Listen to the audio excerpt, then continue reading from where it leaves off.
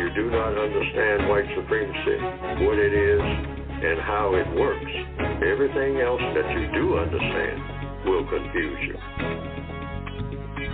In all of these 9 areas of activity, economics, education, entertainment, labor, law, politics, religion, sex, and war. Anywhere on the planet, minute by minute, day by day, all of the time, all of the time, all of the time. Well, good morning and welcome to the September the 10th, 2024 edition of the Counter-Racist Code Show with Mr. Neely Fuller, Jr. I am your co-host, Mr. Bobby, and thank you for listening to and tuning into today's program. We would like and love for you to get in contact with the show, and you can do that by calling the number here, which is 516-453-9921, and just press the number 1 button if you have a question or comment. Please make it brief. If you are a new caller, please state to the person who answered the phone that you are a new caller, and make sure you give them your name so that I can properly give you an introduction, and you can be on and you can ask your question. If you don't want to do that, you can join the chat room by going to blogtalkradio.com. You want to click on where it says programs, and the program you want is the Produce Justice Show. You click on that, and the chat room is available. I think it's to the right-hand side, and you are in the chat room. And the last thing you can do is you could Gmail me at the numero 7, Mr. Bobby, MRBOBBY, at gmail.com, and I will read your Gmail at an appointed time. Please, please, sir, though, when you do write me, if you choose to do that, please don't write me a novel, 15,000-page novel, because I simply cannot read it, because we are on a radio and we have only 2 hours. So please don't do that. And as a matter of fact, when you read your Gmail, if you do a VGQ, please, ma'am, please, sir, since we are on a limited time, please make it short. And even when you ask your questions, because sometimes you ask multiple questions within the question, and you know the rule, just ask one question at a time. Some get carried away or really want to explain whatever they're doing or whatever they're asking and add content to it, and it just elongates the show. So don't do that. Just ask your question and then give Mr. Fuller the time enough to answer, because you know that Mr. Fuller does use examples, and he does that because he wants to make it clear that you understand what is being said. So please, ma'am, please, sir, take that into consideration as you do that. The book that Mr. Fuller we're talking about is commonly called the Code Book because the title is too long, but for those new to the program, it is the United Independent Compensatory Code System Concept. And you can get that book by going to producejustice.com, producejustice.com. And a lot of times some of our callers will refer to some pages or something in the code book. So it's a good idea to have the book there so you can reference it to whatever is being said, and you can read it and study it and go along with that. Okay, producejustice.com. That's producejustice.com. And to my knowledge, that site is up, and you can order books there, and you will have no problems right now. And for those of you who have done that and received your refund and maybe reapplied again, since you did do that, all I'm asking you to do is to either Gmail me back or call the show and say that you got your book or your refund or whatever it was, that your problems concerning the book have been solved. Please, ma'am, please, sir, do that. That way, we know what's going on. By the way, records are kept of payments shipped out or refunds made and all that kind of thing. So just keep that in mind because we try to keep close tabs on that kind of activity. Okay, I think that is all. I don't know when Mr. Fuller will be on the Carl Nelson Show, but you have heard me mention that, and as soon as I know, you will know. I do think that some of his past shows on the Carl Nelson Show are on our web site at producejustice.com, so you can go back and get those shows. And before we get started here, someone wrote in and said something about some of the shows are not on producejustice.com. I think Miss Taylor wrote in to me about that this morning. And all I know, Miss Taylor, is all the shows are on there. If you have a problem with that, you can call in today's show, and that can be addressed, and we can get that solved. But as far as I know, the shows are on producejustice.com. Okay, with that being said, let's go. Let's go with the show. Oh, yeah, don't forget when you call in, please, ma'am, please, sir, please give your name to the person who answers the phone so that Mr. Bobby can read your name and get it properly. Okay, with that being said, let's do this. Let me get out of the way and introduce to some and present to others Mr. Neely Fuller, Jr. Mr. Fuller, good morning, and how are you? Good morning. I'm still learning. Okay. Thoughts and Expressions is a segment that we have from Mr. Fuller that he does on every show. Mr. Fuller, today being September the 10th, 2024, what is on your mind this morning? Education and educated people. And according to something I've written here, and I decided to present it today as something that's been added to the code as of August the 23rd, 2024, this year. And I put it under the heading in Area 2, Education, and I put it under the heading of Educated Person, ? So I set a real high standard for it. I just did it because I think we should have a super high standard for what we call an education. And I'm not talking about by how it's usually measured in schools everywhere, really, I would think. But I'm saying this is a compensatory standard. It's called a compensatory code, and so I've added this to the code. Now a person can accept it or reject it, just like everything else in the code. But here's what I put in under educated person, ? I'm saying, making a statement, it is impossible to imprison, to enslave, or to mistreat any, quote unquote, educated person.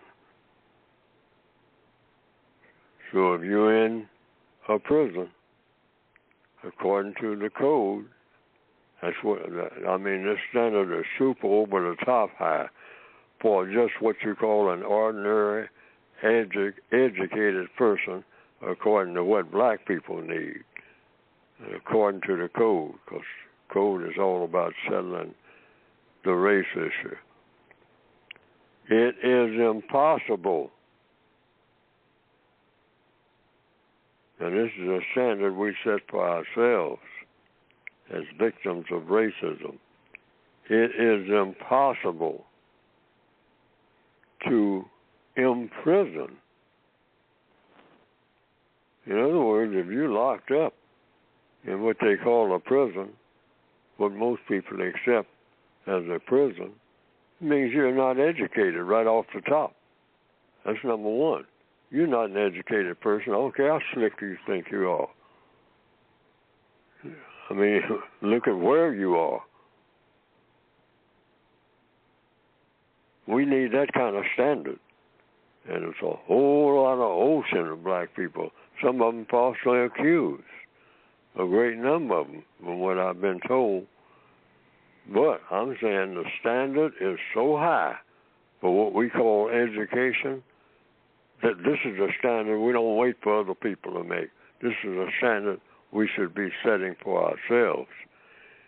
If you're in a prison, I'm trying to make it plain, or if you are enslaved or have been enslaved, or mistreated, if you're being mistreated now,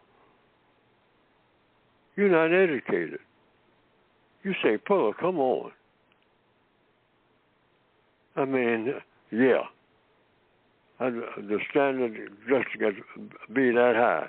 You're supposed to see things coming.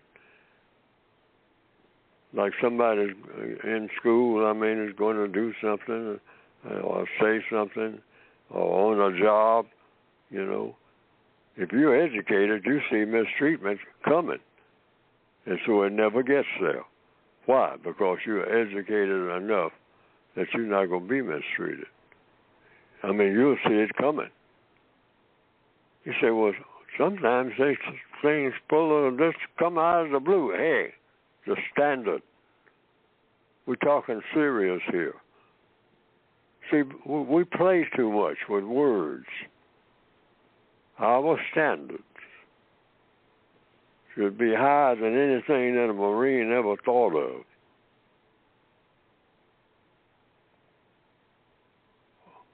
Or a Navy SEAL, or whatever is supposed to be somebody, or an astronaut,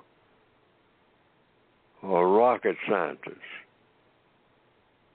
Our standard for educated person should be so high that it's for all practical purposes, in the minds of the average person, we say that's unreachable. How are you going to predict that you're not going to be mistreated? That's our standard. Sir, ma'am, that's how you answer that question.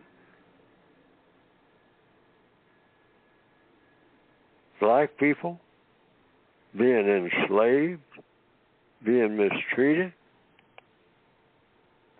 being in prison?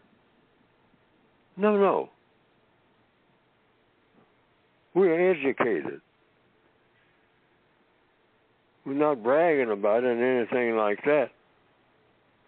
But when you point out a person who's black, and that person is in prison, or enslaved, or just being mistreated,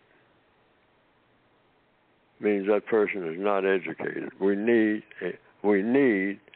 to learn a whole lot more than what we know already, in which we walk around, many of us, millions of us, bragging about our education. See, that cuts that out altogether.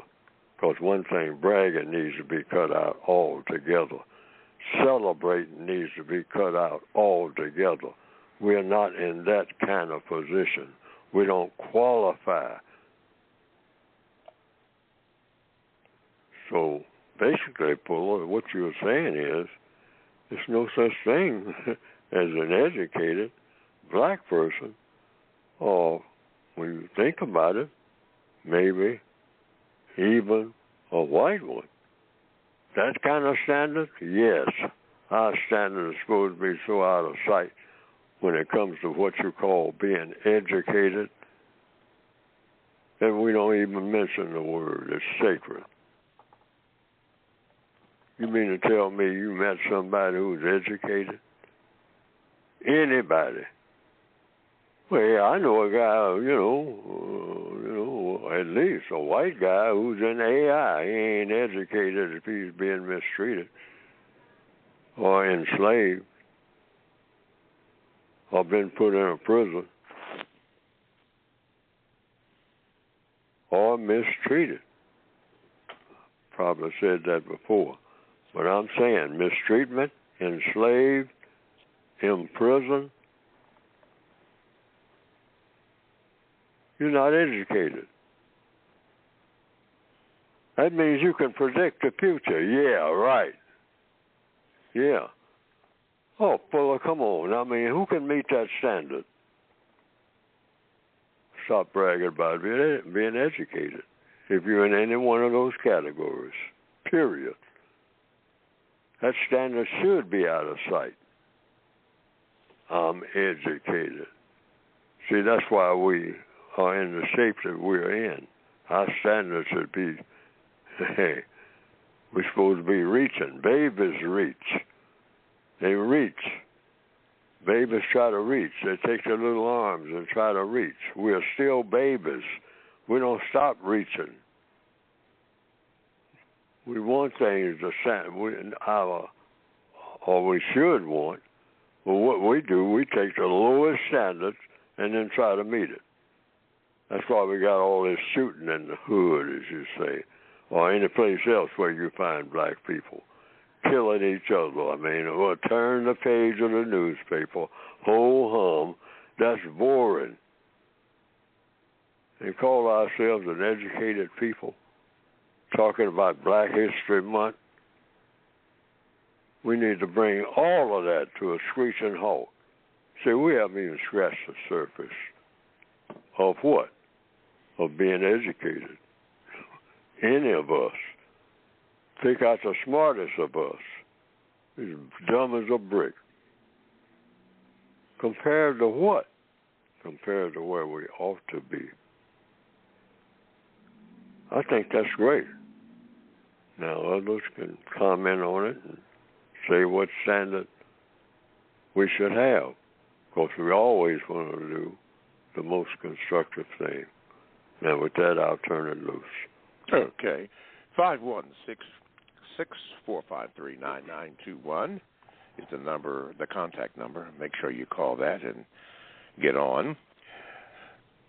Questions from last week, and I'll intersperse these questions through the calls and the comments, but this is from Rashida, and I'll read. There's several questions here. As I mentioned, I think she had 9 to 12 different questions, but I tried to make sure that I got those in, so I'll do it this way. She says this is the third paragraph of her many questions.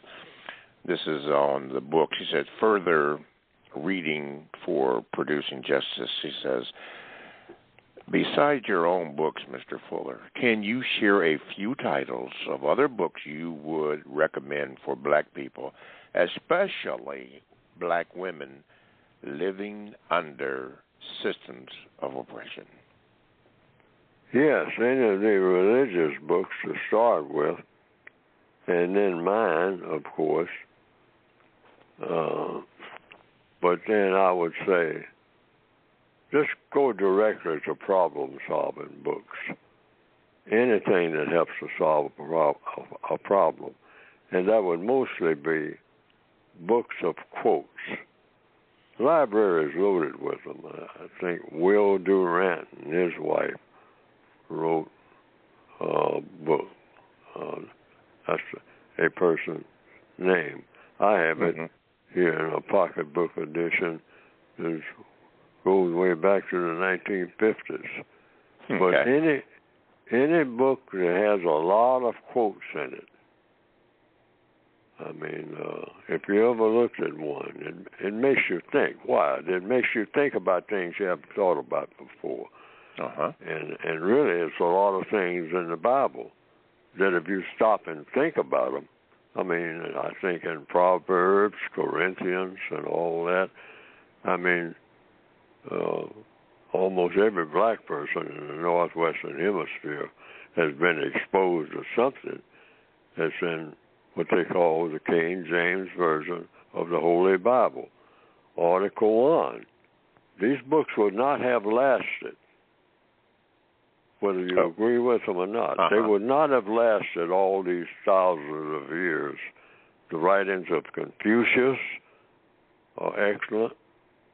I mean, should be trying to leapfrog over this reading a whole lot of books. Yes. I mean, just maybe 20 books, maybe 30 altogether. But these are the type of books, and I got a stack of them here that I tried to separate them from all the other books. Books of quotes.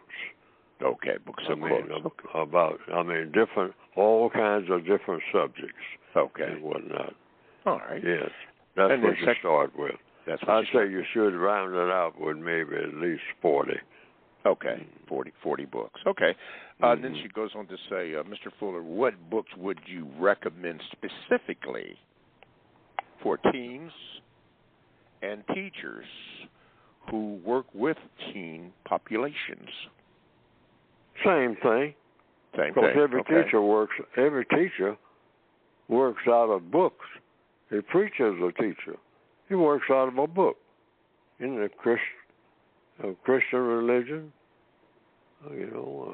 Buddhism, you have a Buddhist priest. He has some type of book that is used, the words of Buddha. I mean, and that's what he will recite to you, or she. And it's the same with teachers. I mean, I just finished talking about education. We got or should, according to the code, do what I call, in a compensatory way, a lot of leapfrogging. We leap past a whole ocean of books. Books are being printed even as we speak right now. Okay. About hundreds of thousands. I mean, these are new titles. Okay. Books that nobody's seen before. They're in the process of being written and published right now.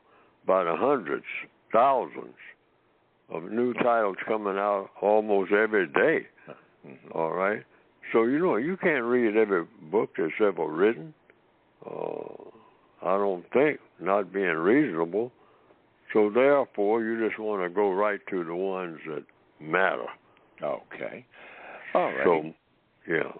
And then the last one in this, she says, who are some other authors / philosophers whose work you admire, Mr. Fuller, or have found thought-provoking, including authors that you don't agree with but have read to understand how racism and white supremacy is reproduced and perpetuated? Well, I would just say any of them that you just happen to see. Okay. A book that you just happen to see lying on somebody's coffee table, if it's about race. You can read anything, but I'm talking about when you're just going to seriously sit down and read. Because right now we are at a stage here in the year 2024 where we should be looking not just for something to read that's interesting. We should be looking, when we turn a page, we learn how to solve a problem. So that's why I say concentrate on the books that are about problem solving. Problem solving. Okay. Including health books. Because black people have a serious health problem, mentally and physically. We got them both. And we got them both, in overwhelming. It just overwhelms us. We don't eat nowhere near correct food. Nowhere near. Okay. Just on that alone, that's about problem solving.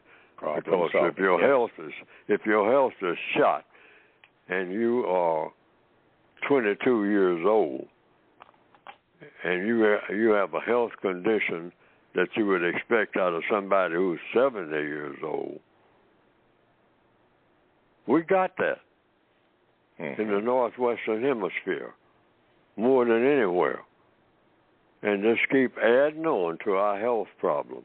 Okay. Just not paying attention to what we eat. And become, I can use this word, fanatical about your health. Mm-hmm. Okay. And about what you do, what is on that plate when you sit down to eat. You become fanatical. Is this healthy? Is this going to build me up or tear me down? All righty.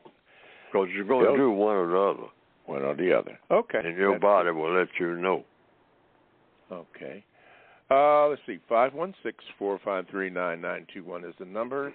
And lastly, before we take a call, this is from MS, and everybody that's into the program knows who he is, and he also has a standing invitation to call in at any time on any subject. But he said thank you because you answered his gesture last week about he wanted to pay you rent, but you went on and gave him the compensatory answer. This was his response. He said this: thank you, Mr. Fuller. I understand the code of compensation. And then he says, we are all grateful for his work, meaning your work. So he thanks you, and he will follow the code. And again, he has the standard invitation that he could call in at any time. Priority status he is. Okay, let's go to Canada. Victor, you are on with Mr. Fuller. Good morning. What is your question? Well, hi, Mr. Bobby, Mr. Fuller. I'm having a lot of white terrorism experiences on the street because they've made me homeless. So what they're doing, they're following me to the grocery store and then attempting to switch my groceries. And then when they get me to eat what they want me to eat, they make me high, and then it puts me in the position where they could put me in greater confinement. Now, this has been going on for years. I've never really mentioned this to Mr. Fuller or you, Mr. Bobby, because I was a little bit terrified because I didn't really understand how, significant white supremacy is and how white supremacists mistreat, dominate, and subjugate you by poisoning your food. So they're just following me around, terrorizing me, trying to set me up. Mm-hmm. Okay, Victor, what is your question for Mr. Fuller, Victor? So, Mr. Fuller, I just wanted to know, you've talked about it's a type of way of dealing with people who are violent with you, but you have to really be very careful how you do it, because then they'll come after you, because they're doing a lot of direct violence to me on the street and blocking me from housing and employment. So I'm just trying to figure out how to do things codified in a way that I don't create new problems. Mr. Fuller? Well, what kind of circumstance are you in where you say white people follow you around? Well, you see, basically what they do, they will have their non-white buffers. They'll have their race soldiers, and they actually go out and target people of color wherever they are. And a growing number of black females, but they seem to target a lot of black males, and they'll beat you up. They'll instigate fights on the transportation system. They'll send some of their baby white supremacists to instigate fights. Because I had some guy come on the bus. He burnt my cart as they were terrorizing me. Wait a minute. Hold it right there. He did what? He took a cigarette, a lighter, and tried to light my cart on fire. And, I went to a place was a white to get a man? shot. Yeah, well, it was the 20-year-old baby white supremacist, like in training, like a really young white male. And I didn't get angry with him. I didn't hit him or anything, because I figured that they were trying to set me up again to put me into greater confinement. And, I just let it slide. I just said, "What are you doing?" And then he was hoping for me to hit him or something, and then he could draw me into an assault charge. So it's that kind of white terrorism, direct white terrorism. And it's something I never knew existed until I got the code book, and I was learning about things that you talked about and Dr. Cresswell was talking about. And I didn't know that these kinds of things happen. Okay, wait a minute, Victor. Mr. Fuller, based on what he said, as much as you can understand, how can you help him, or what does the code say about a situation that he's in? Well, from from the big picture of what he's saying, a lot of things have been happening to him, and also he's been what you call in trouble with what they call, using a cliche expression, the law. Okay, so he can't afford, to take any chances at all. So he should let them know about any incident. That, and whatever they do, just handle it on an incremental basis, because when things just keep happening, that's what you need a code for. Now, this person came up and started to start a fire. Now, if actually something caught fire and you lost your groceries or something like that, that's arson. That is breaking the law. So when somebody does something, you can expect law enforcement people to be involved. So you get them involved, since you've been involved with them, apparently from what you're telling me. And so you keep them posted on everything that happens to you, so that you don't become the person who is the troublemaker, because you already got that label. And that's something they want every black person to have. They want you to get it early when you're about 13 years old. Oh, we got him on the list. We got his fingerprints, his or hers. Okay. Mm-hmm. And then that is to harass you from now on. So just codify everything that happens. There you go. Meaning the one thing you don't want to do. Even the Corleones, they say, hey, keep your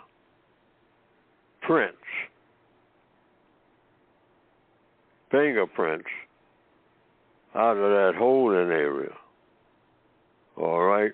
But once they're in there, you're in what they call the system. And you're supposed to be marked, really, for death. Yeah.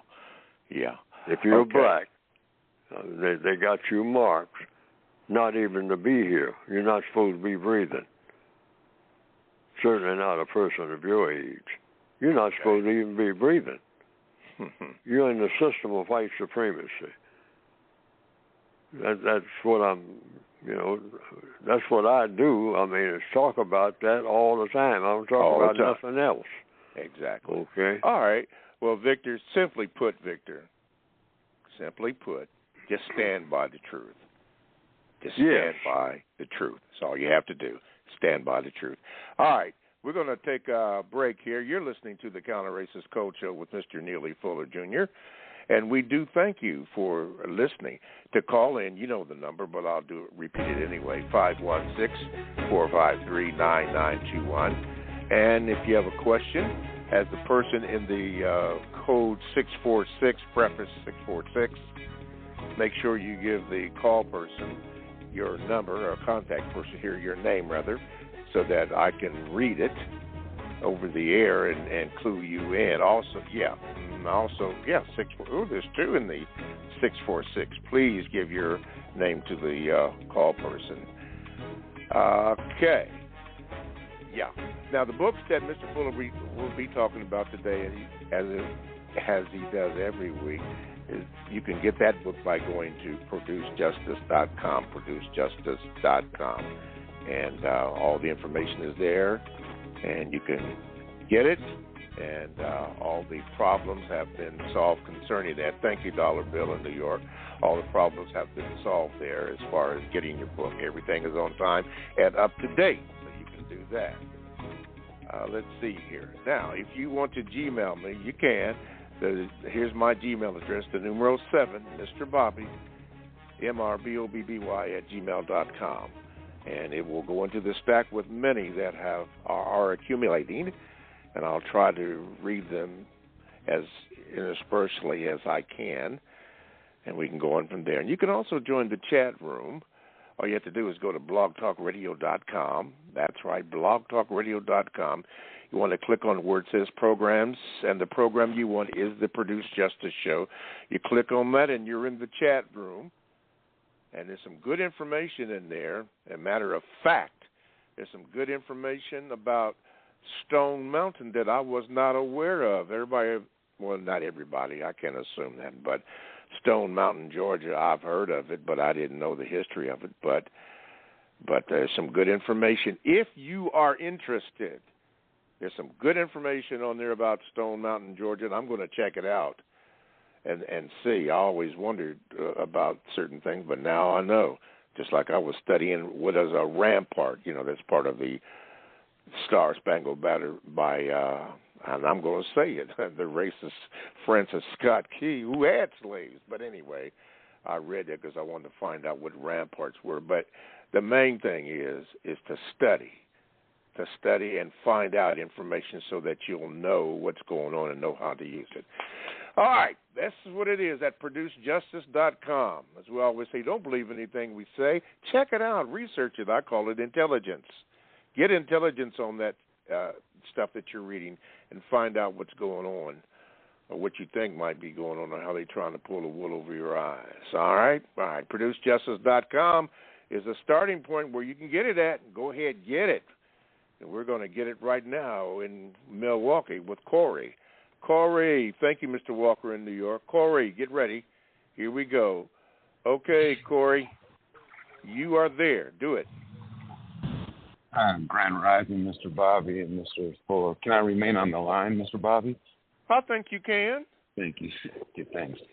I need to read my VGQ is a quote building on what you were speaking about education earlier, Mr. Fuller. The quote is, "A person who says I have learned enough and will learn no further should be considered as knowing nothing at all." That's a quote from Haile Selassie. Mr. Fuller, I called last week and spoke about a situation with a suspected white supremacist misappropriating grant money that I was involved with. And I'm still learning. I thank you so much for that meditation of I'm still learning.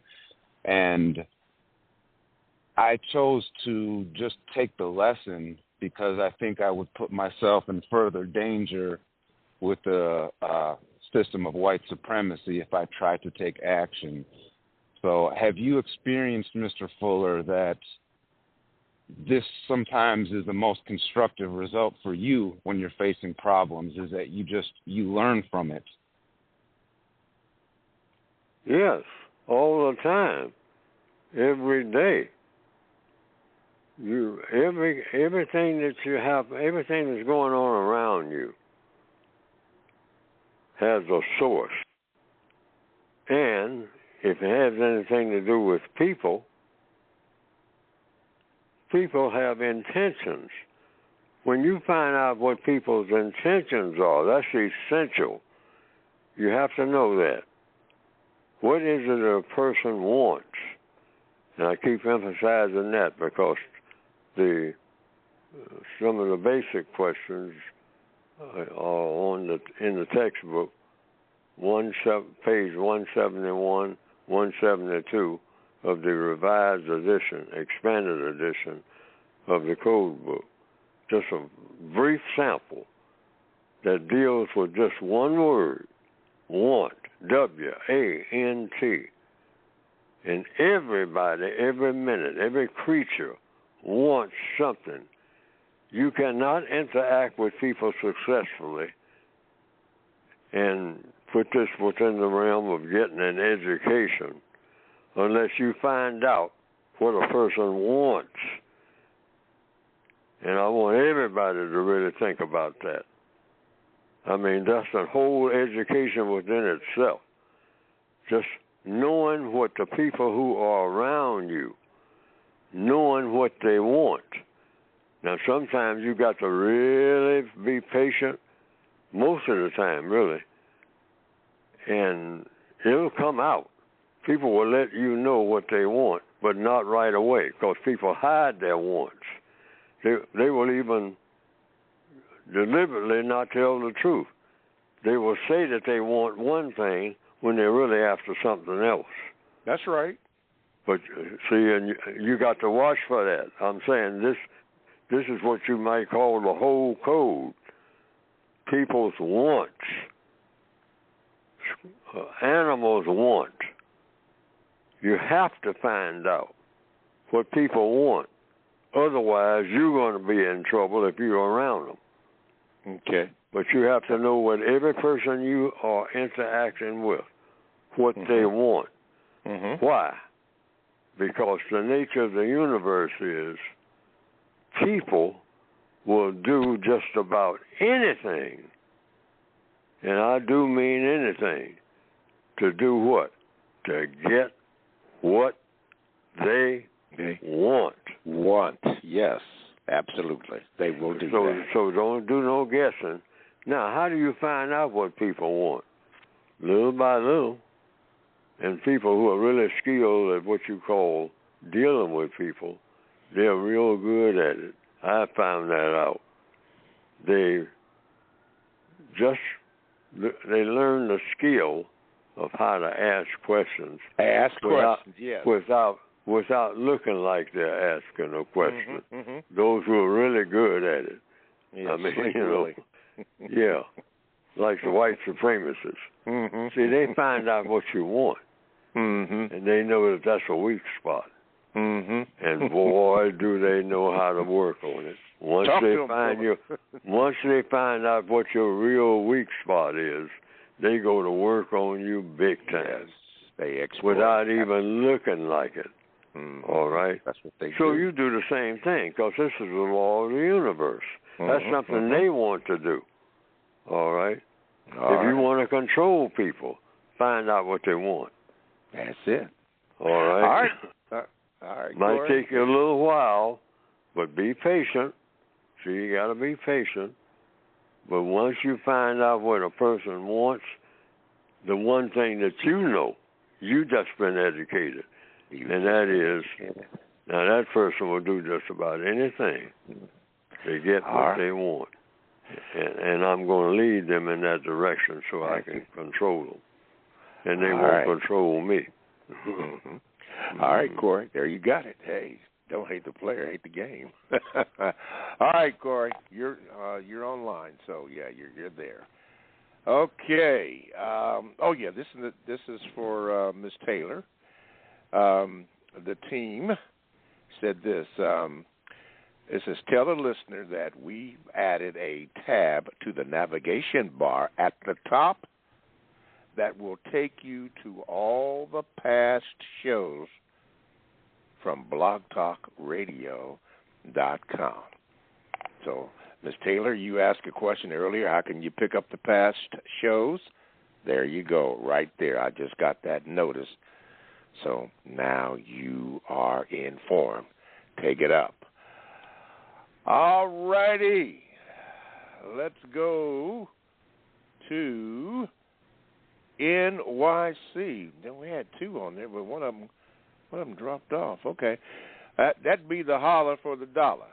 Okay, dollar bill. Wait a minute. Let me get this over here. Okay. Yeah, okay. There you go, Doc. You're on, man. Go ahead. Do your thing. Good morning. Good morning. Thank you, Mr. Bobby. Hope just switching over so you'll hear me a little bit clearer. Okay, Hope everybody's doing well. Mr. Fuller, you sound great. The opening about just our health and everything is so powerful. Please continue that because, yes, we are suffering definitely with our health. We need to watch that tremendously. Big shout-out to the brother who's going through all those problems over there with them lighting up his cart. But that thing about where you said education, Mr. Fuller, we do need to if we are incarcerated in those things, we need to think about really getting more information under our belt. My question today, we were talking about something like this last week in reference to supremacy. So my question is just this. Can you have racism, white supremacy, or any other supremacy and have what you define as justice as well? And I'll stay on Mr. Bobby and take my answer. All right. Have a good day. All right. Thank you. The question is, Can you have... Go ahead. Yes, I didn't understand that question. Can you have racism, white supremacy? Wait a minute. Can you have white supremacy? Racism, white supremacy. Yes. Or any supremacy. That means black supremacy. Yes, I got it. Keep going. And have what you define as justice as well. You say very well. What's those last two words? Let's take off that as well. That's what it lasts to, as well. As well. Yes. No, you cannot have that anywhere in the universe. You can't have white supremacy and justice in the same universe at the same time. Because when you say white supremacy, you're talking about everywhere. There's no such thing as, and I hear black people do this type of thing and been hearing it for years and they're still doing it. And it's under compensatory code, it's a huge error. They talk about in Sturgis, Kentucky, they got racism. Racism dominates the entire world in every area of activity, economics, education, entertainment, labor, law, politics, religion, sex, and war. Every minute of every day involving everybody on planet Earth in the year 2024. Racism in the form of something called white supremacy. There's no such thing as having racism in one place and not having it in another place. I'm going to say it again. Racism is in everything that you are looking at, wherever you are. If you're just walking by a river, you say, well, what does racism got to do with this river? Is that river poison? Does it have anything in it that shouldn't be there? Track it down. It's the white supremacists dumping stuff in the water. Mm-hmm. See what I mean?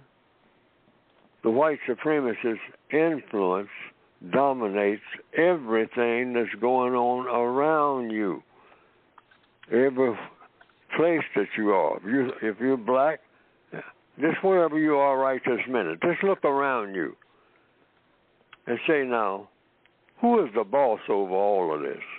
Well, the average black person would say, well, God, of course. Yes. Yes. But I'm talking about among people. Things that people control. Everything, if you are black, look around you right this minute. Everything that you are looking at is under the control of the white supremacists, except one thing. and they're probably in control of that if you do it. You having the power that's been given you of killing. You might not have enough brain power to build anything, but you can destroy, even if it's nothing but yourself, which is something black people are good at. Let me ask you a question, Mr. Fuller. Why is that hard for a black person in particular to realize that, to come to that, what you just said? Why? I'll answer that directly. Not being educated. Okay. Yeah. Okay. You know, not learning. I mean, that's what we're talking. That's what I'm talking about right now. That's why I always say I'm still learning. Absolutely. Yep. Hey, I had to learn that. Full of everything that you're looking at. Right now, I'm sitting here looking at a lamp, looking at a clock. And I ask questions because I had to train myself to do that. Yes, sir. Do the white supremacists have anything to do with that clock, either directly or indirectly? About the time that's on the clock. They have what they call daylight saving time. Yeah. Where'd that come from? Yeah. Time is time. But then somebody comes along, and who is that somebody? Somebody. Who is that somebody? Is it a ghost? We now have daylight saving time. Why? Because I said so. Negro. Because I said so. That's true. And then you find out who I is. One way or the other. Most likely somebody white. Okay. All right, Dollar Bill. All right, you're staying on here. Question here, Mr. Fuller. Mario says this. First of all, he says, I hope all is well. And if there's time, please ask Mr. Fuller the following. And here it is. He says, Mr. Fuller, for victims of racism, what should the constructive use of social media be? Anything that produces constructive results. And you will know. A simple example is you drop a 2,000-pound steel weight on your foot, and it was dropped from a space of 15 feet, 2,000 pounds of steel, drops on your foot, cause and effect. That teaches you a lot. You know one thing, your foot wasn't like it was before.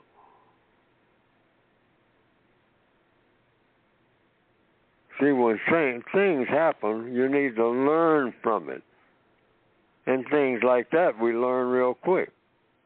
But on other things, we just keep on riding around with people who are my buddies, but all of them got guns that are unlicensed. Now, you should be able to predict something is going to happen to me if I keep doing this that I am not going to approve of. So what do you do if you are codified? When you see that the first time, you say, I ain't getting in that car. Regardless. There's 6 of them. They always carry guns in that car. And they always want me to be in there because it's a van, and they always hang out in that van. And every last one of them are loaded with guns. So the first time you become aware of that, the code says you always make sure that you are never in that vehicle. Period. And never nowhere around it. Because other people got guns too, might be looking for them. And the best place you can catch a person when it comes to gunfire is sitting in a car or a vehicle, say, even the size of a van. If you want to kill a person, that's one of the best places. Places to. Like, it's like the shoot. What they say, shooting fish in a barrel. That's what that vehicle is. Mm-hmm. You don't call yourself going to carry out a successful shootout, and you are in a box, which is all that car is. You're sitting in a box, and you got people outside the box shooting at you, and you trying to shoot from inside that box. That's a box. That's a box. And you're going to be in a box real quick. Real quick. All righty. Thank you. Well, we end up this portion of the first hour of the Counter-Racist Coaching with Mr. Neely Fuller Jr. I want to point this out from one of our listeners who Gmailed me and asked me a question. It said, "What is on the back of the $20 bill?" Well, now, for this one, you have to get your magnifying glass out. I pointed this out to several people myself and even on the dollar bill. But if you look at the new $20 bill, now this is from Baba Tunde. Thank you, Baba Tunde. If you look on the back of the $20 bill, you'll see, what is this, the White House or whatever this is? I don't know what house this is, but on the back of it, on the $20 bill, there's a picture. You'll see the light hanging down, a light fixture hanging down. And at the very end of the light figure, you got to get your magnifying glasses out. You'll see a symbol, and that symbol is a black man hanging by the neck. It's real faint. I had to get my magnifying glasses out and see it several times before I actually saw it. Now, some people accept it, some people don't. My neighbor didn't accept it, and I sat on his porch and pointed it out to him. But he didn't see that. But it's okay. But it is there. It is there. So get your $20 bill out and look at that. Get your magnifying glasses out unless you have perfect vision, and even still, you may have to do that. But this is how some people do things secretly or indiscreetly, so that you don't even know what's going on. I didn't know what was going on until somebody pointed it out to me, and then I got my intelligence or information, and then researched it and saw it for myself. And just because you get information or intelligence, don't expect all people to agree with you, because they don't have to. That's a compensatory action. They don't have to agree with you, and it's okay. It's all a part of it, because as Fuller just stated a few moments ago, it's all a part of still learning. Anyway, we thank you for listening to the first hour of the Counter-Racist Code Show with Mr. Neely Fuller Jr. I hope that some things were said that would cause you to think, ask questions, and get answers to those questions by answering them and asking questions and more questions and more questions. So we thank you for listening to the first hour. Forgive me for any mistakes that I've made. I'll try to do better on that. And if you got to go away, hopefully you'll return next week. But for those who will be with us, stick and stay, don't go away, because we have another full hour of the compensatory concept with Mr. Fuller. Mr. Fuller, last word goes to you. Produce justice. Well, a lot of people have been calling about what books and whatnot like that. Just start with the code as a preliminary thing, and then branch out. But concentrate. I mean, all books on racism have something in it that you can learn. Certainly all of the writings of Frederick Douglass. I mean, because he was what you call you know, he spanned generations. Okay. So, The Life and Times of Fred Douglass by Frederick Douglass himself. Alrighty. Is an excellent one to read. But I'm saying, generally speaking, I would just leapfrog over millions of books and go to the ones that tell you how to solve problems. Because that's where we are now. Okay. How to interact with white people. I mean, and that's something we need. Okay. A lot of. ProduceJustice.com. All right. We'll be back in about 5 seconds as we change over to the second hour. Give me 5 seconds.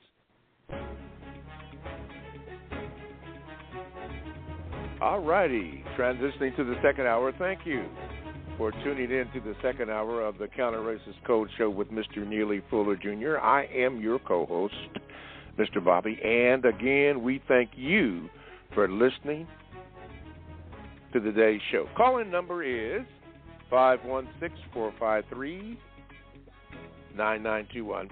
Press the number 1 button if you have a question or brief comment. Please, ma'am, please, sir, make it brief, please. Even if you have to rehearse whatever you have to say, just make it brief so that Mr. Fuller can understand your question and then give you the compensatory answer to that. So you know the number to do that. If you are a first-time caller, make sure that you tell the call person, I'll call it the screener, but it's not really a screener, but the contact person, give them your name so that I can do that.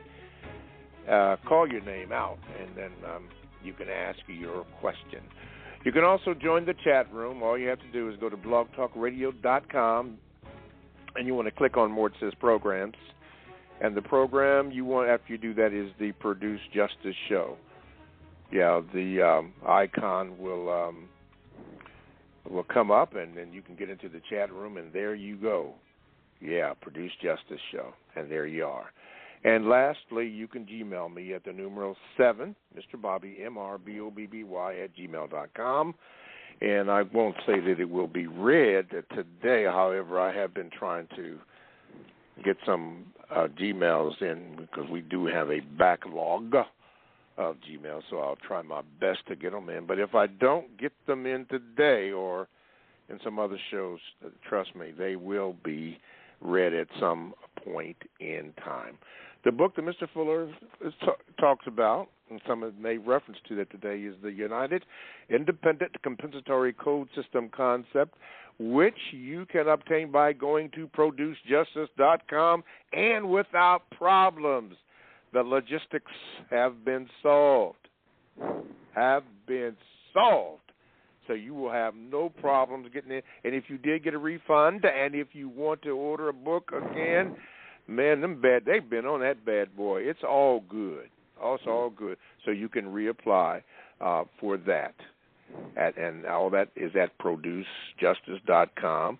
And also, if you're having problems on past shows, I understand on the toolbar there's a tag on there where you can just click that and go and get all the past shows so you won't have no issues.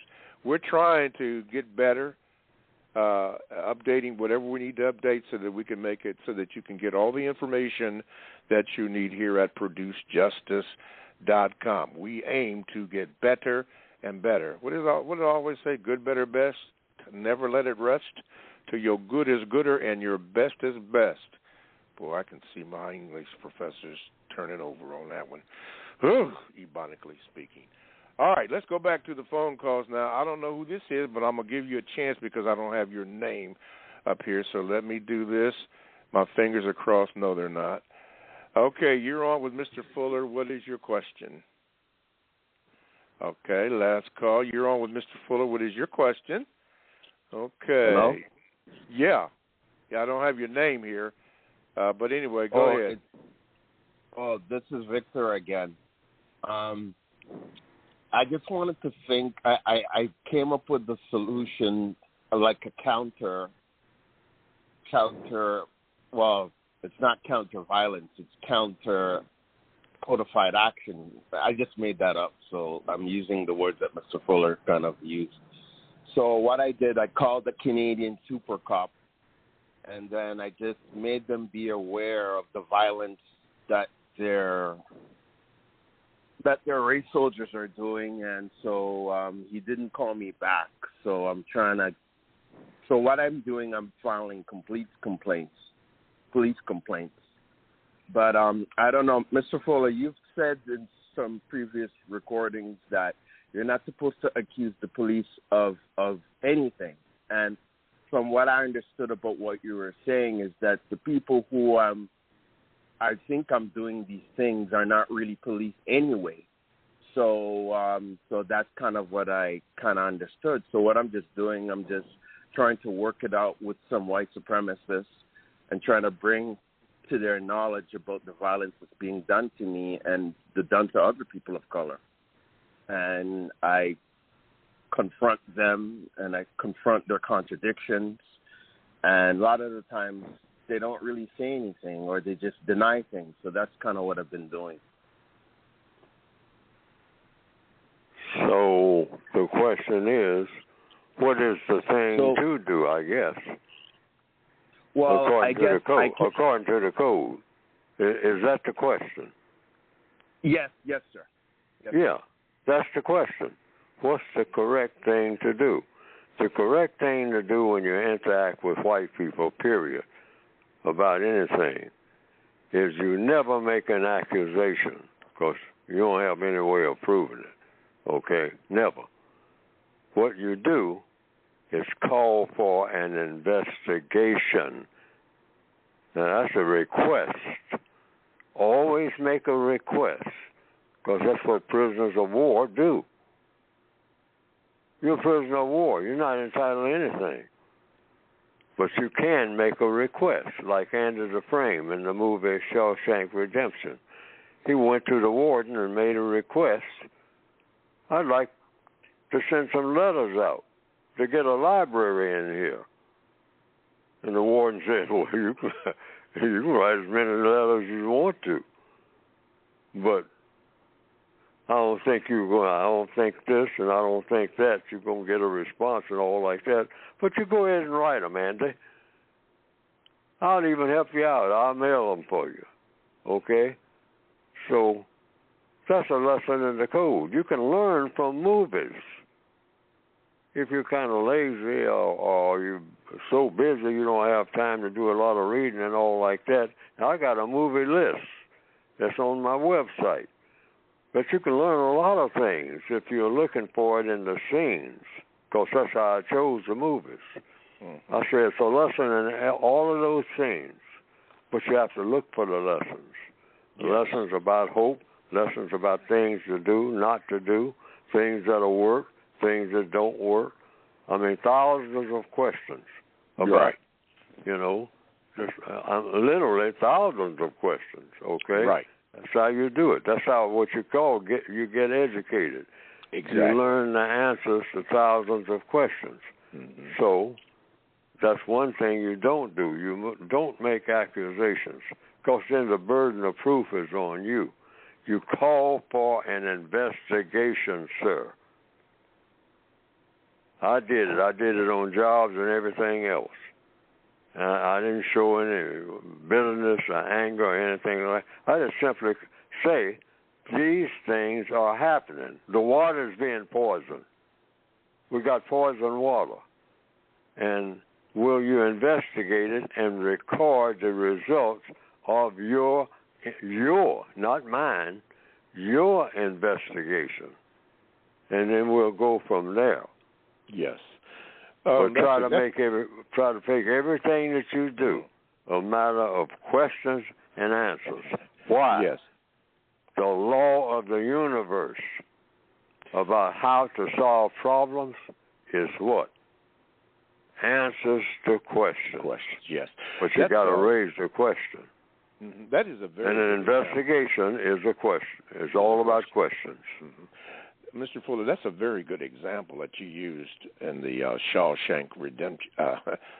That there are many or thousands of lessons in there, and as you were speaking, I thought about what you said, what Andy Dufresne was up against when he asked for a library, and the warden said what he said and did what he did. But what Andy Dufresne did, he used what was given to him, even though the Warden was using it to benefit himself and not Andy Dufresne, but Andy Dufresne asked questions of himself. How can he use whatever was given to him? And he made it into a constructive result. Which that's the compensatory way. Exactly. He said, well, I'm not in an ideal situation. I can't wait for an ideal situation. So I'm just going to make requests of the people who can do things that I want done. Exactly. And they will be hostile and all like that, or, or poo-poo it, or, or call me names and all. I'm going to still talk to the same people. Right. Why? Because these are the only people that I got. I got to use what I have. I can't sit around imagining that I have something else that I don't have. Exactly. I mean, that's what you call really going crazy. No, I got to use what I got. And use it, yes. Mm-hmm. And I point that out for all the listeners, and yours truly is also included in that.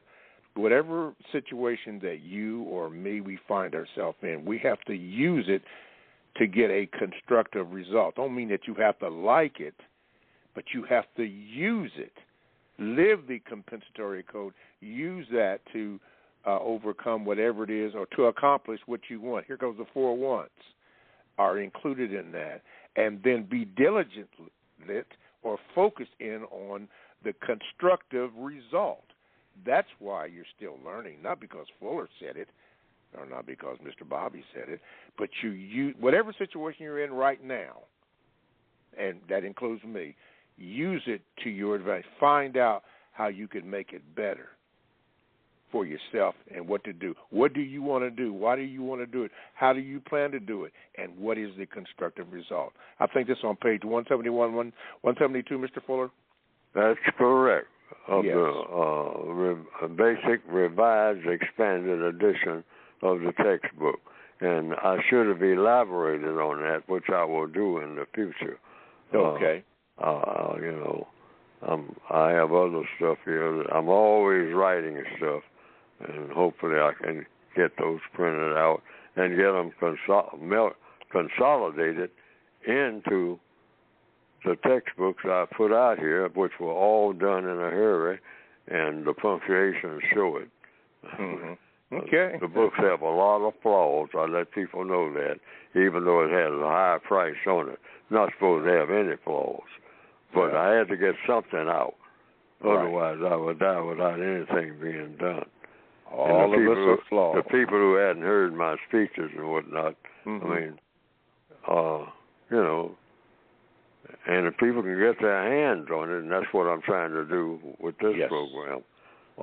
Like the broadcast we're having here with Mr. Bobby,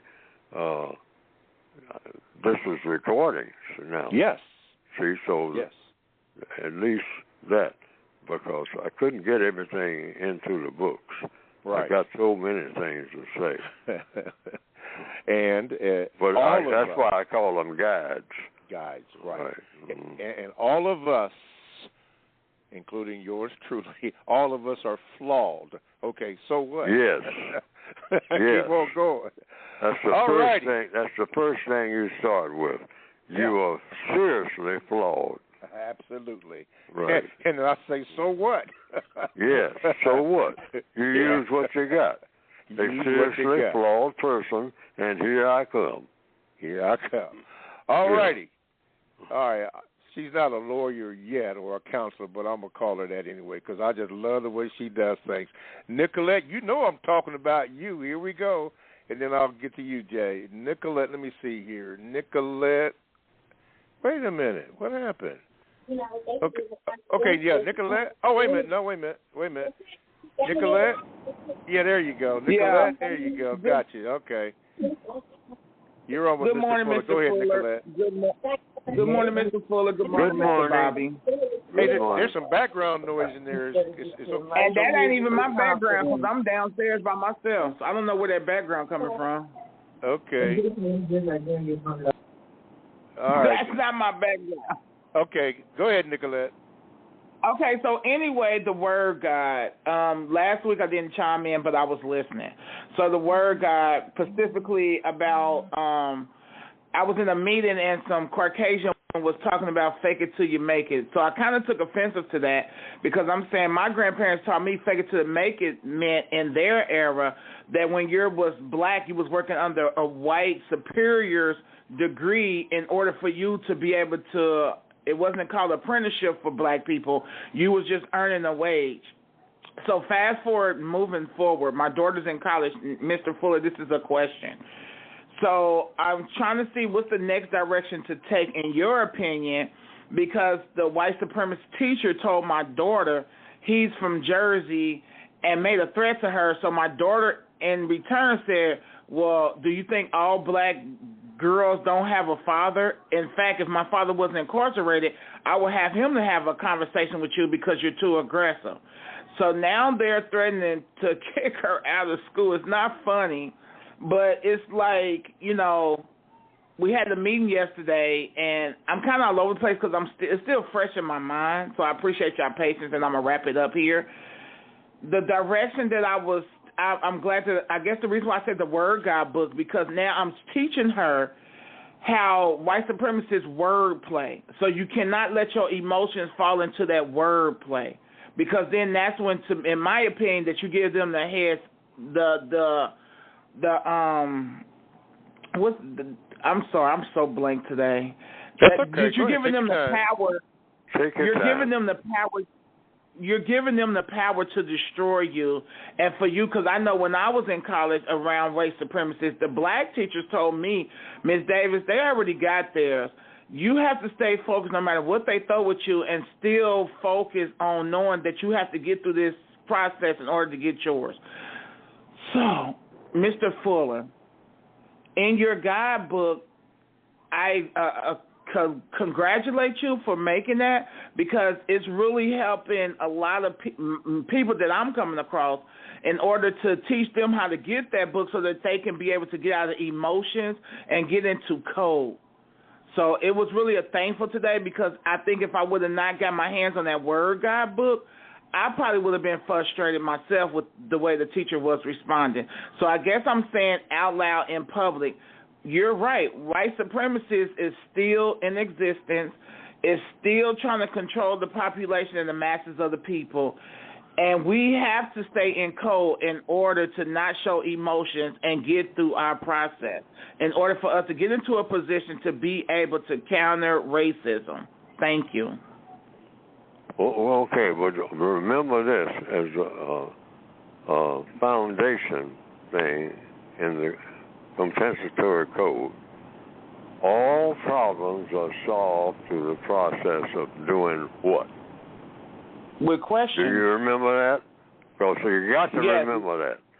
If you just want to wrap up the code and what the code means and what to do with your daughter and all like that, just tell her to do one simple thing. Make everything that she has to say, put it in the form of a question, and don't make no comments about the answers that you get. Those two things. Just don't make no comments about the answers that you get. Just be ready with another question. Mm-hmm. That's code. And you do the same thing. I do the same thing. I have to remind myself of that. All problems are solved. This is universal. It applies to everybody. White people, it applies to squirrels. All problems are solved through the process of questions and answers. Questions and answers. Questions and answers. And don't make any kind of comment on the answers that you get. Just ask another question. And remember the answers. Write them down. And then ask another question. It'll always take you right where you need to be. Here you go. Now, that's a guarantee. Okay. All right, questions and answers. Remember that. Remember that. Tell your daughter that. Tell everybody that you talk to that. Questions and answers. That's it. That's it. All right. Thank you, dear. Appreciate your call. Appreciate you very much. Thank you. All right. Let's go way down there in Miami. And that's going to be you, Jay. Thank you for calling. Let me see if I can get you in here. Jay, wait a minute. Over there. Let me see. Jay. Okay, Jay, we got you on here. Good morning. What's your question for Mr. Fuller? Hello, Jay? Okay. Good morning, Jay? Mr. Bobbitt. Good morning, Mr. Bobbitt. Good morning, Mr. Fuller. Good morning. Okay. Good morning. I appreciate you taking my call. I got a question for Mr. Fuller, and Mr. Bobby, I'm hoping that you allow me to wheel Mr. Fuller back in, because sometimes you always say if he's going away from the question to just bring him back in. So if you don't mind, if I feel like he's not answering the questions, is that okay if I get a word in? Yes, as long as it's not too long, because we don't have that much time. It's not. Okay, so, all right. So go yeah, ahead. I remember Mr. Fuller said of the thousands of things that he has said in the past, that white supremacy is a hustle, and it is. I would encourage anybody who has a few dollars to just travel around the planet to see what Mr. Fuller is talking about. It is a global thing. Wherever you have black, white, they always dominate. So I had a question for Mr. Fuller as it relates to the code. If it is a hustle, as you stated accurately, Mr. Fuller, how is that going to affect those white supremacists if us who are learning the code just keep the code to ourselves, because they already have everything. They possess everything. So us learning the code without any type of resources to fight them, how is that going to eliminate white supremacy? Just by applying the code. There is a code for doing anything that is successful. You use it. Right. I mean, the textbooks that I've written, just do it gives out and out, flat out information about do's and don'ts. That's how everything in the universe is. You tap into universal law, which is something that black people, when it comes to interacting with people, don't do, which the white supremacists do very efficiently, more than anybody on the planet. They use universal laws, not customs. They're not wedded to that. Well, this is what my grandfather did 2 million years ago. Does it work? It either works now or it doesn't. I need for it to work right this minute. So don't talk to me about something that happened 2 million ago. We did that. We can do that. We can do that at leisure. But I got to put out this fire right now. All right? So that's what the code is all about. It's about solving the problem that you have. And it's a code for solving anything. But you've got to look at what you're looking. You got to understand what you're looking at. That's number one. And in order to understand what you're looking at, first ask questions from somebody who knows. All problems are solved. See, when I say code, all I'm talking about is a way of asking a question about solving a problem. We got all this talk, but nobody's asking questions from somebody who already knows. Or it causes somebody to try to find out. That's what a question does. The law of the universe, and remember this, not what Fuller says. The law of the universe says what? When you ask a question and be persistent in asking that question, somewhere from out there, wherever out there is, outer space, inner space, whatever you want to call it, the nature of the universe is whomever keeps asking that question, the answer to the question starts coming toward the source of the questioner. Whomever is asking the question, being persistent over and over again, because what else have you got to do? You don't have an answer to a question, you just keep asking. Mm-hmm. That's the formula. Mm-hmm. Keep asking. And have you ever done this, sir? You got to ask yourself that. That's a question. Have you ever said, I keep asking this question. And last night, while I was half asleep, the answer came to me. Well, now, ask this question. When you get that answer that came to you, why did that happen? Because you kept asking. Because you kept asking. Yeah, absolutely. And any inventor will tell you that.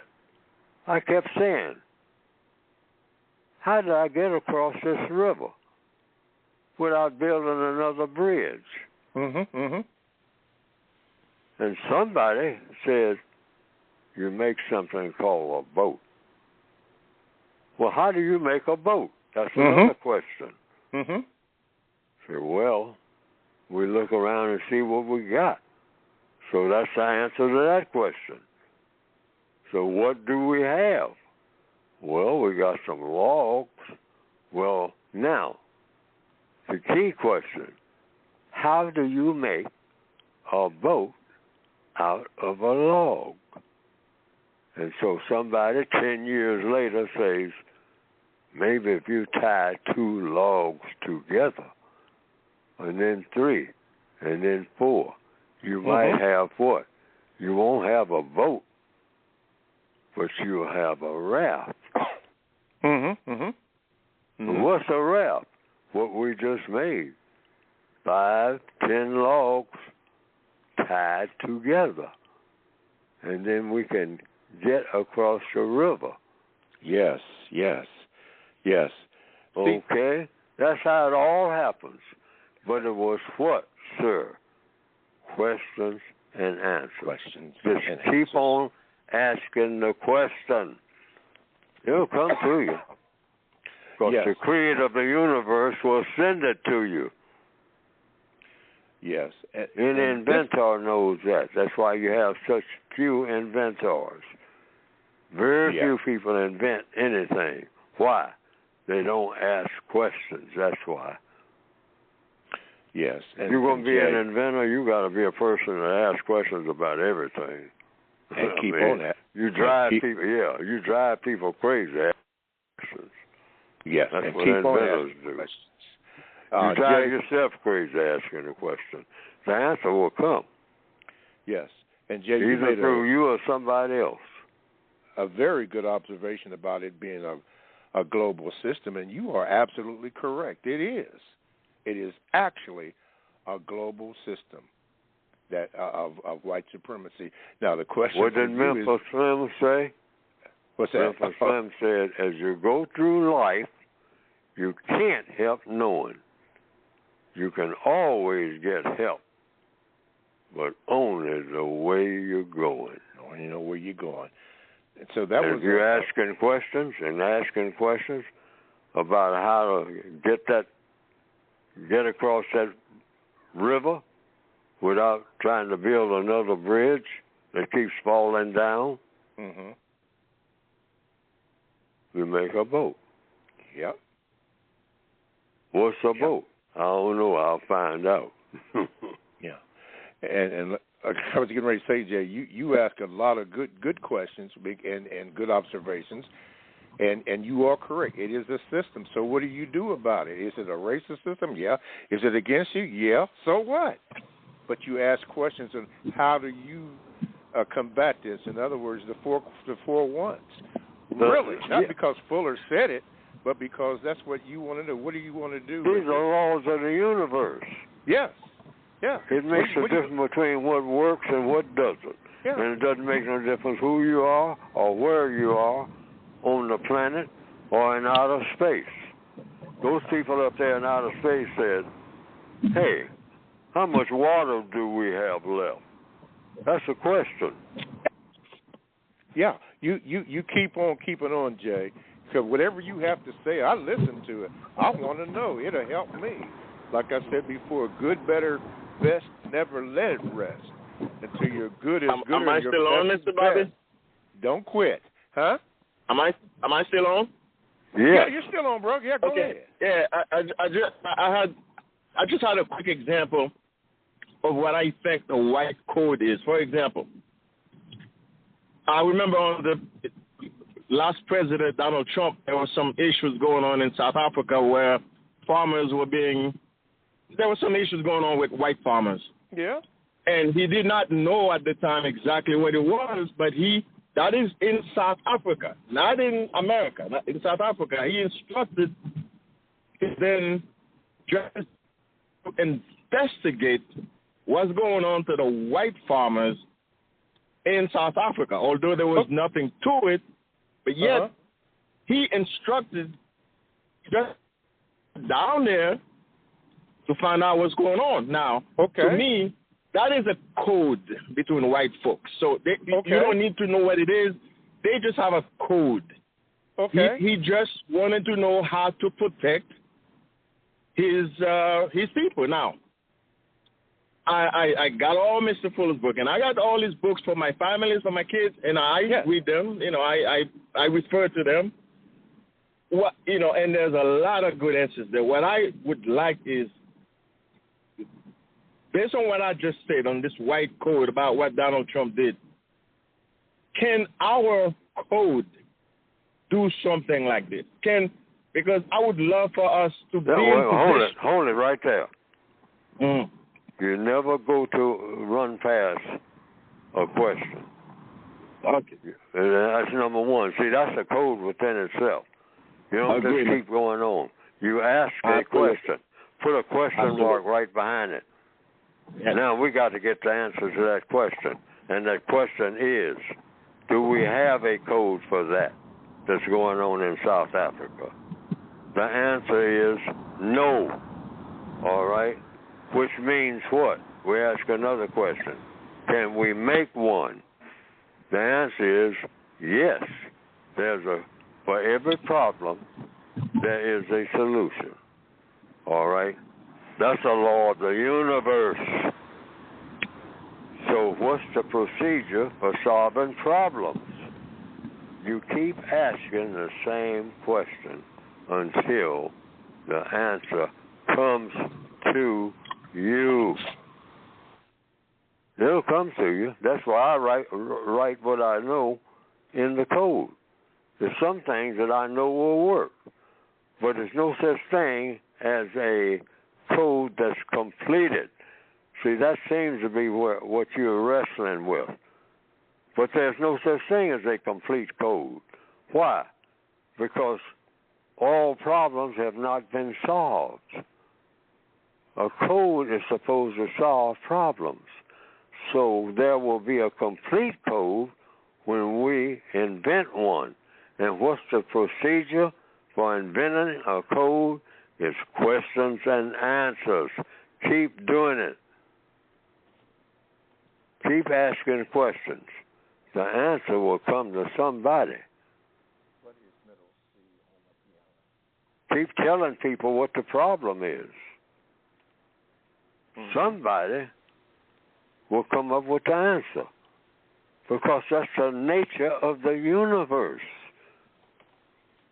See, we keep getting away from universal law, and the further you try to get away from it, the more problems you're making for yourself. Exactly. Stick with it. Questions and answers. Thank you for making it plain, Mr. Fuller. I got it. Mr. Malcolm X is to say, make it plain. That's what make you it just plain. did. Thank you. Make it plain. I appreciate it.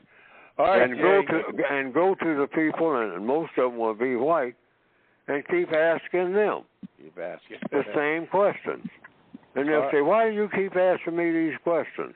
Well, you give them the correct answer, just like the code says, because we'll have a problem that hasn't been solved, sir or ma'am. All righty. Always okay, keep polite. Thank you very much for your question. Keep on listening. ProduceJustice.com. Thank you very much, sir. Well, we are way over. You are listening to the Counter Racist Code Show with Mr. Neely Fuller, Jr., and we thank you for doing it. Man, we went over a little bit, but that's okay. Hey, a question needed to be answered, so it was. Call-in number in the remaining moments that we have is simply this, 516-453-9921. Let your fingers do the walking on those digits. Call in with your question and give Mr. Fuller an opportunity to answer your question. First-time callers, not if. I'm trying to eliminate if. When you call in, there we go. When you call in, give the contact person on the other end your name so that I can properly give you an introduction, and then you can ask your question. Well, this is a good show today. All problems are solved through questions and answers. You don't know how prophetic that is. I don't know the answer. I mean, it's right in everybody's face. I mean, every time you turn on the radio, everything is about questions and answers. Yeah, it really is. When you talk to a general, when you do what they call go to school, school is about questions and answers. You're right. That's all a school is. Questions and answers. That's all that's going on. And in every, what you call a school. Questions and answers. Already. All right, problem solving. First-time callers, all you have to do is make sure you tell the contact person on the other end your name so that I can call your name out and give your name, and then the platform is yours to ask your questions. If you don't know, you can also get on the chat by going to blogtalkradio.com. You want to click on programs, and the program that you want is the Produce Justice Show. You get on that, and a little icon for the chat room becomes available to you as Colo Revolution is on. Thank you. DJ Home Loans is on there. Yeah, Freedom Culture Credit is on there. I hope I got it right. Anyway, you get on there, and, man, they have some outstanding conversations in there, and occasionally I will take something off of the chat room and maybe present a question to Mr. Fuller. Yeah, you can do that. Okay. You can also Gmail me at the numeral 7, Mr. Bobby, MRBOBBY, at gmail.com, and I will probably not get to it today, but I will at some point get to it because I was going to say the Gmails are archived, but they're there until the machine deletes it, so hopefully we'll not delete that. But, yeah, man, this is a good show.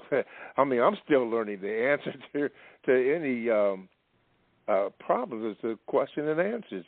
I mean, the information just begins to come to you because you can see the relevance of it in the universe. It's what it is. You keep asking until you get it. Example, you don't know how to play the piano. So you find that you start asking, well, how do I do that? Then you find out maybe there's tutorials together. Then you find out, you get on there and you find out what middle C is or C is or C4. That's how you begin to ask questions. Well, what is that? How do you get to that? It just starts. Some people are self-taught.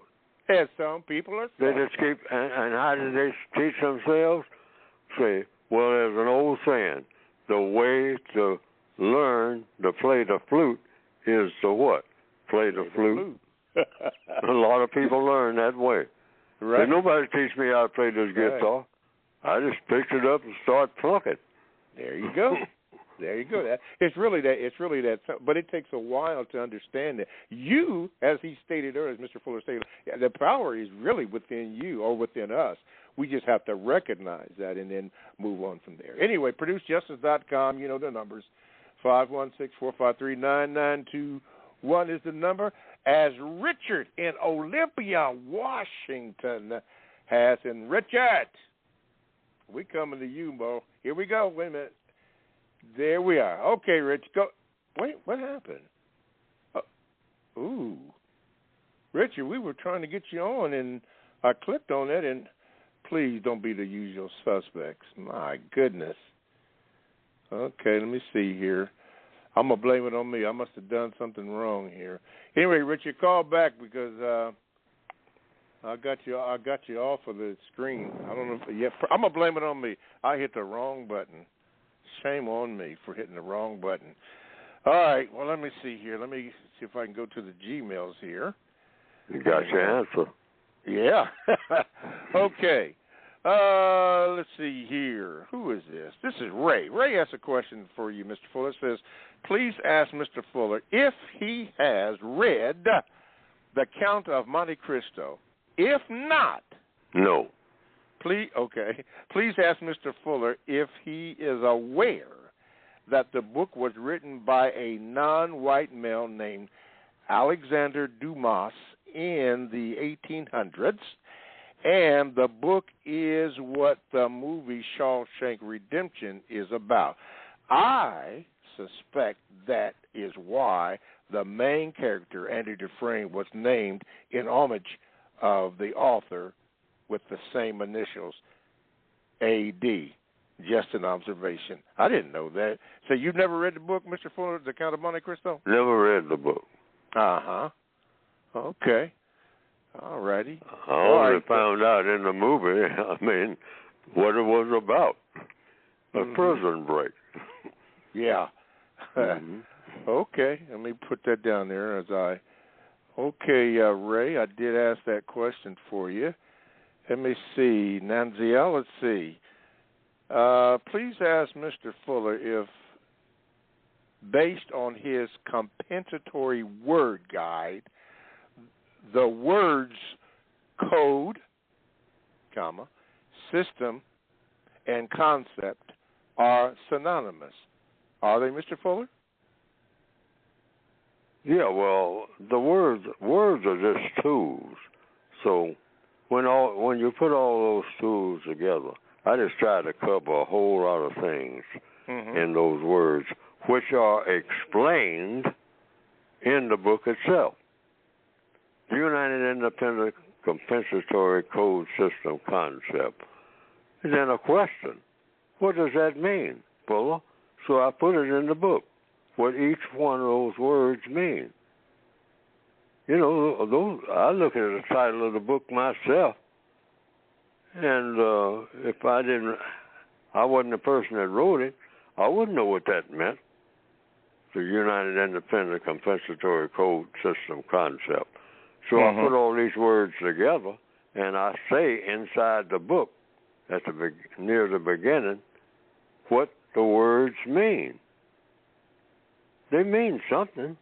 Otherwise, I wouldn't have put them in there. Exactly. Okay. And then to make it, I call myself making it more simplifying, a compensatory counter-racist code. All right, so that's simplified. That makes it a little, clearer. And then on the third one, because when I had the book copyrighted, the copyright officer, I say, you got 3 titles on the book. Which one is the real title? I said, all 3 of them. She asked me a question. I gave the answer. I said, it's a book that's got 3 titles. See, that's the compensatory way. That's what I told her. I said, we make up things. We don't do things just the way they have always been done. She said, well, a book can have many titles. I said, that's exactly what I figured out on my own. Well, what's going to be the title of the book, Paul? Well, I don't know. That's the first answer. And then I had one. I say, well, what would that mean? I say, well, I'll explain it. And say, well, maybe I should have another title and make it simpler. And then I came up with a third one, a textbook workbook for thought, speech, and/or action for victims of racism, white supremacy. That's a little more in your face than the United Independent Compensatory Code System concept. So that's in smaller print. Now, why did I make it in smaller print? Is because somebody might, the only time they have to read the book is riding on the subway next, or on an airplane next to a white person. And the white person doesn't want something else there. For victims of white supremacy, glaring them in the face the whole ride. Okay. All right? You want to try to have what out of the whole book? And that is those two words, compensatory results. Okay. Compensatory results. Okay, tell you what we're going to do here. Because two we got letters, rather. Right. Yes. We got Richard in Olympia, and we're going to try to get Fred way out in Hawaii. Okay, Richard, let me see if we can get you in first. We got about 15 minutes. Let's do this. Richard, okay. Richard, wait a minute. There we go. Richard in Olympia. Go ahead with your question for Mr. Fuller. Good morning. My question was, I asked this question before, but my job, what I do for a living, for work, what I tell everybody in the world, on Earth, on the planet, in the universe, is that I'm the type of person who is against Nazis because rap, rhythm and poetry, hip-hop, knowledge movement, R&B, rhythm and blues means that it's black, it's African-American, and then the word Nazi, National Socialist German Workers' Party, means that it's white, it's German. And Adolf Hitler and the Nazi white German type of people didn't like rap, hip-hop, R&B, black, African-American type of people, point blank, period. And the Nazis, they say the N-word with the E-R in it, nigger, instead of the N-word with the A in it. Okay, what is your question, nigger? sir? What is your question, sir? Well, what does Mr. Neely Fuller Jr. think about that, and how do you deal with that? Because I do it every day. All right, we'll ask him. Mr. Fuller? Okay. How do you deal with what? Well, people calling names? I mean, actually, what is the problem? Wait a minute, let me get him. Wait a minute. Go ahead, Richard. He asked what is the problem, so he can answer it quickly. Oh well, it's my job, what I do for a living, for work, and everything. Yeah. I was asking him, what do you think about that? How do you deal with that? That's what I was trying to ask. How do you deal with that, Mr. Fuller? How do you deal with what? Your job. All those name callings and all that stuff. Oh, how do you deal with name calling? That's what you're saying? All what he said. He gave examples of the stuff that he's up against. How do you deal with all that? Yeah, but I was trying, the question is, how do you deal with name calling? Is that the question? See, you have to have a question that's clearly understood. Okay, for the sake of this call, how do you deal with the name calling and all those tags? How do you deal with that, Mr. Fuller? Any kind of name calling, you call people, call people by the names they want to be called. That's the code. It says so all through the code. Any name that a person wants to be called, call them by that name or title. Sometimes it's just a title. But call them, give them what they want. Call them by whatever name they tell you they want to be called by. Now, when people call you names, what you do is nothing. Or ask them a question, what do they want you to do? Because it always comes down to doing something.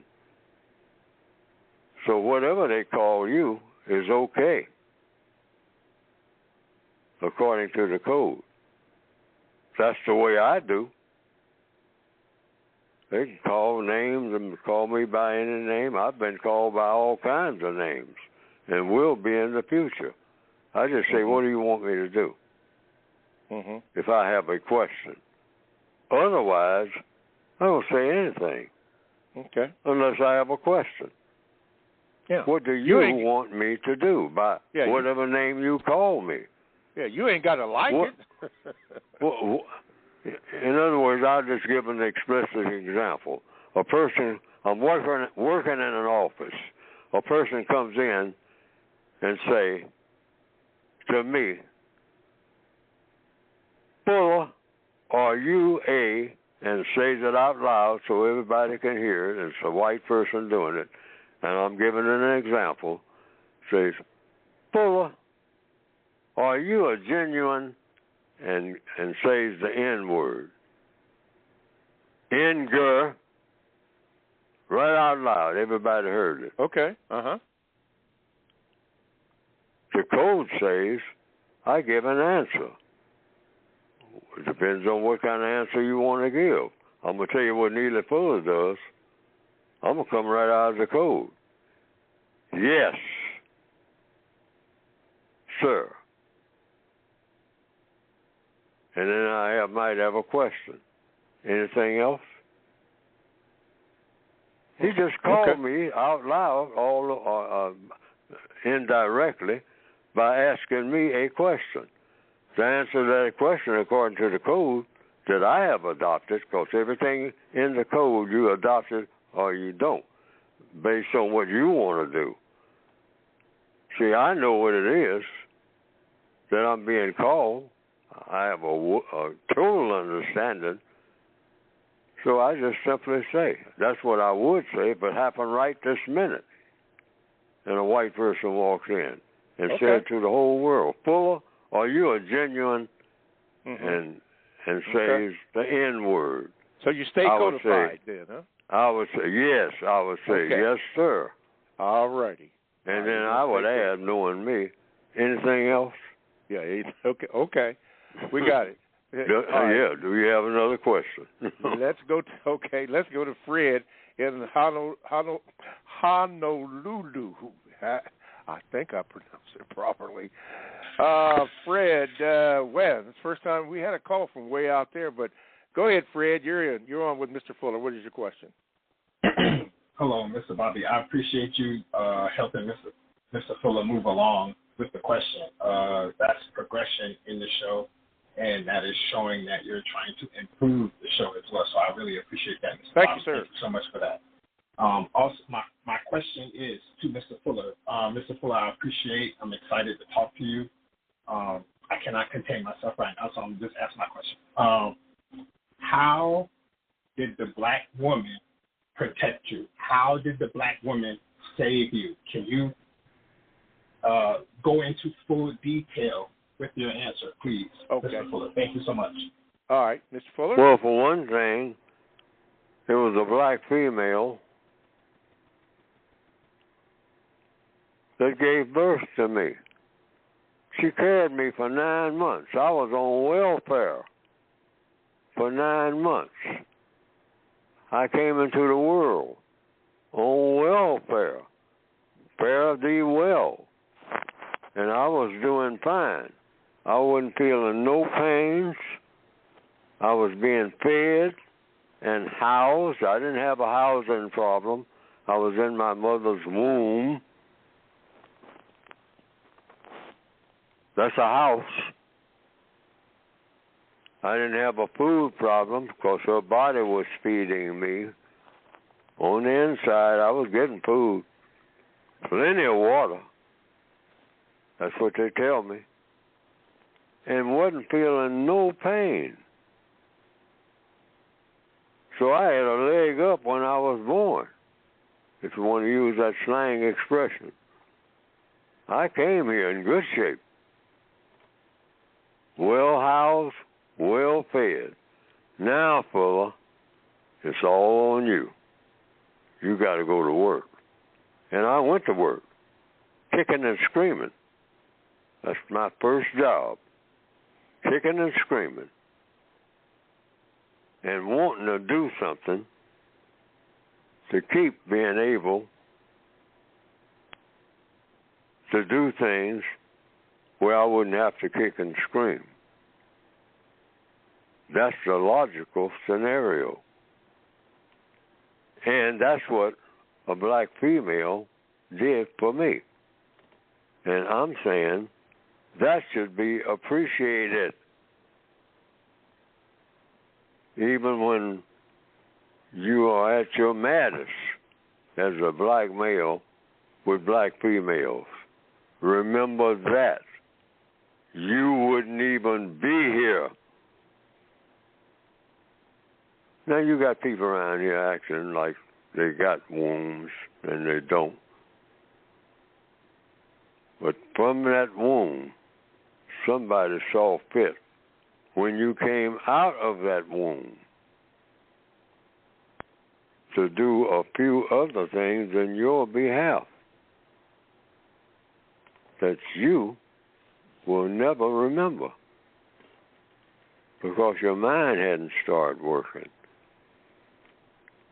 And here you are, 26 years old or 14 years old. Hey, think about that. You wouldn't even be here. So you get mad at black females, or maybe you had a white mother. But your job is to take care of somebody. Why? According to universal law, which is what the code is based on. Somebody took care of you. I heard a white man once say, Bulla, you're always talking about black people this and black people that. He said, nobody never did nothing for me. I said, now you just, you never call anybody a liar. You just say, sir, that statement you made, the statement that you made, nobody never did nothing for you, that's not true. And I know that's not true. I went on and explained to him, since I'm making a statement now. That statement you made is not true, because somebody did something for you for 9 months. And okay. he had to smile on that one and not say nothing. Okay. Well, we're going to have to wrap it up. AP and the person in the 254 prefix, I did try to text you. AP, I just got a thing back, and this is a landline. I did try to talk to you and say that we couldn't get to you this week, but we'll try to do better next week if you call in. Person in the 254, also you want to call in. I know you were on hold for quite a while. We got you in here. Can't get them all, but we sure try. We'll try to do better. Hey, listen, forgive us, forgive me for all the mistakes I made, and boy, did I make a boatload today, but I'm really trying to get better. Thank you for the brother out in Hawaii, Fred, and Jay, and everybody else who called in, the lawyer and the Nicolette, Dollar Bill, everybody in the chat room. Look, thank you. We'll try to get better. We'll try to do better. We'll try to stay codified, get better. Mr. Fuller, we got about a minute or two to go. I'm going to give the last few minutes to you. Don't forget the books are at ProduceJustice.com. Go ahead, Mr. Fuller. I want to apologize again for getting hyper. I'm supposed to keep my voice modulated and focused according to the code. Modulated and focused. Don't raise my voice. Don't become animated. I have a tendency to do that every time, and that's a code violation. So I apologize again and hope I'll do better. Yes. That's it. Yes. Okay. All righty. Before we go here, don't forget Sheila Jackson's Lee. She's deceased, but what she put before Congress that was pointed out today. But study that if you can, if you will, see what's going on. I think it's LAW, the Law Against White Supremacy. Yeah, check that out. She's deceased now, but check that out. All right, all the books, ProduceJustice.com. We thank you for being such loyal callers, loyal listeners. We thank you for all the questions and all the other kind of stuff. Mr. Fuller and I will try to do better. I know I will try to do better. I know Mr. Fuller says he'll try to do better too. Hopefully you'll do better too. So if you can find it in your heart to forgive us, please do that. And we'll see you next week. Thank you.